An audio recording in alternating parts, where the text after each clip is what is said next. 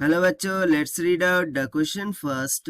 Two waves of amplitude A1 and A2 respectively and equal frequency travels towards same point. The amplitude of the resultant wave is. We are given the four option. We have to choose the correct one. So let's see first the key concept which we are going to use here for this question.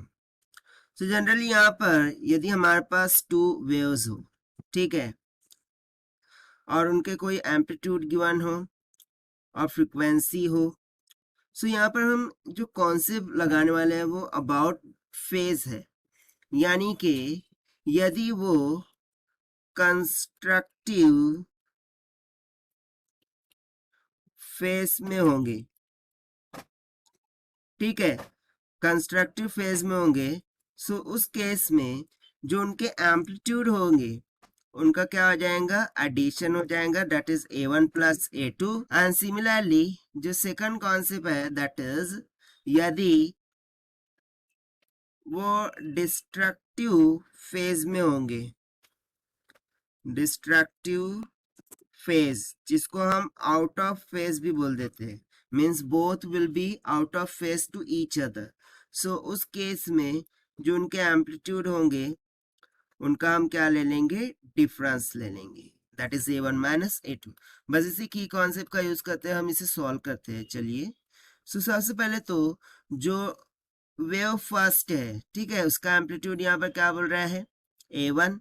So let's say for wave first amplitude is A1, और इस तरह से जो wave second है उसके लिए amplitude क्या बोल रहा है, A2। फ्रीक्वेंसी क्या है, दोनों के लिए सेम है। सो हमें बताना है कि रिजल्टेंट एम्पलीट्यूड क्या होगा।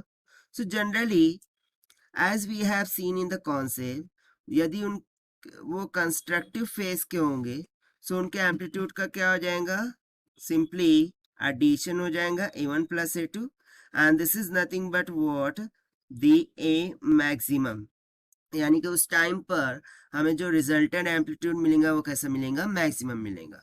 उस तरह से यदि मैं डिस्ट्रक्टिव फेज की बात करूं, यानी कि दोनों यदि आउट ऑफ फेज में होंगे सो उस टाइम पर क्या हो जाएगा, उनके एम्पलीट्यूड का डिफरेंस ले लेंगे, that is A1 minus A2, यानी कि इस टाइम पर जो हमें रिजल्टेंट एम्पलीट्यूड मिलेगा वो कैसा मिल जाएगा, मिनिमम मिल जाएगा। सो यहाँ से सिंपली मैं एक रेंज डिफाइन कर सकता हूँ for resultant amplitude, that is it will be greater than to a minimum, that is A1 minus of A2, and it will be less than to a maximum, that is A1 plus A2।